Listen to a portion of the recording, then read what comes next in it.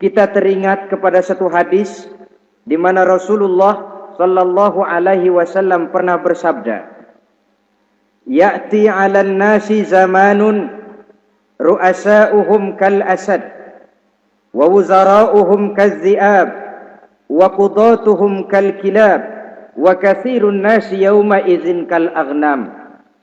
Pada satu saat, kata Nabi, akan datang di tengah masyarakat manusia, di mana pada masa itu muncul pemimpin-pemimpin yang bertingkah laku seperti singa. Ru'asa'uhum kal asad. Pemimpin-pemimpin mereka bertingkah laku seperti singa. Saudara kenal singa? Saudara boleh periksa. Di mana ada hutan, singa selalu menjadi raja. Padahal hutan belum pernah bikin pemilihan umum. Tapi yang namanya singa tidak pernah peduli. Ada pemilihan umum atau tidak, raja hutan tetap singa.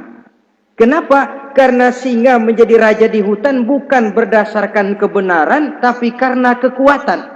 Karena kuat, maka dia naik jadi raja. Soal benar atau tidak, soal lain.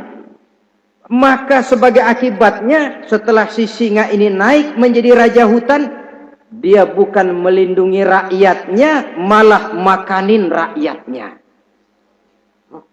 Coba saudara lihat di hutan. Kambing rakyat hutan dimakan oleh singa. Ayam rakyat hutan dimakan oleh singa. Sapi rakyat hutan dimakan oleh singa. Inilah akibatnya karena singa naik berdasarkan kekuatan. Setelah naik bukan melindungi rakyatnya, malah makanin rakyatnya. Mental semacam inilah yang dimiliki oleh Raja Namrus laknatullah alaih. Cuma karena rasa ketakutan akan datang orang yang akan menumbangkan kekuasaannya, maka seluruh bayi laki-laki harus dibunuh tanpa dosa apapun. Itu akan datang di tengah masyarakat manusia, muncul pemimpin-pemimpin yang mentalnya seperti singa. Lah kalau yang jadi pemimpin sudah seperti singa, wa wuzara'uhum kaz-zi'ab. Yang jadi wazir, yang jadi menteri, kata Nabi, lagunya seperti serigala. Nyetel ini. Kalau sudah pemimpin seperti singa, yang jadi menteri seperti serigala. Apa serigala itu? Saudara tahu dalam dongeng anak-anak, serigala itu kan binatang yang paling licik. Untuk terang-terangan dia tidak berani karena tidak punya kekuatan seperti sang singa. Maka dia pakai ilmu kelicikannya. Serigala itu kalau ingin makan daging ayam, pakai bulu ayam. Kalau kepengen makan daging kambing, pakai bulu kambing. Pendeknya, serigala binatang yang menghalalkan segala macam cara asal tujuan tercapai. Itulah serigala. Lambang dari sifat kelicikan. Lempar batu, sembunyi tangan. Pengen makan daging ayam, pakai bulu ayam, nyaruh jadi ayam. Pengen makan daging kambing, pakai bulu kambing, nyaruh jadi kambing. Ini akibat dari yang pertama tadi. Pemimpin seperti singa, lalu menteri pun seperti serigala. Efeknya kemudian yang segera menyusul apa? Wa qudatuhum kal kilab. Kalau pemimpin sudah seperti singa, menteri sudah seperti serigala, wa qudatuhum kal kilab, akan muncullah para penegak hukum yang mentalnya seperti anjing. Innalillahi wa inna ilaihi raji'un. Penegak hukum yang mentalnya seperti anjing itu.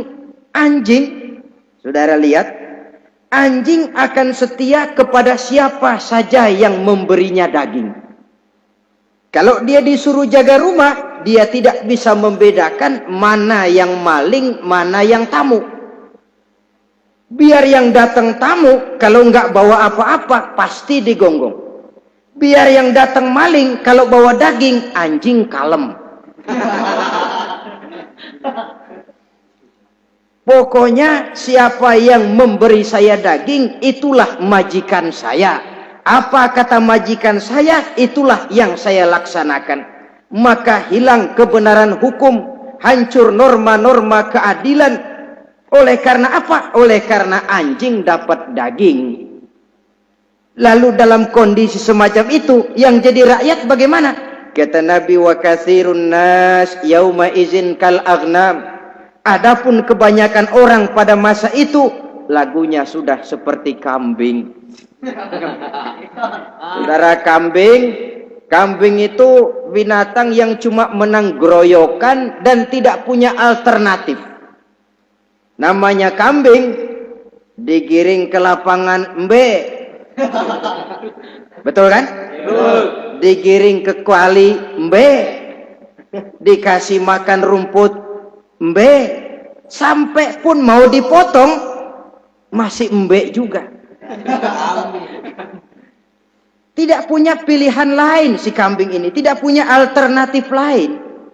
Kondisi semacam inilah yang terjadi di masa pemerintahan Raja Namruz laknatullah alaih.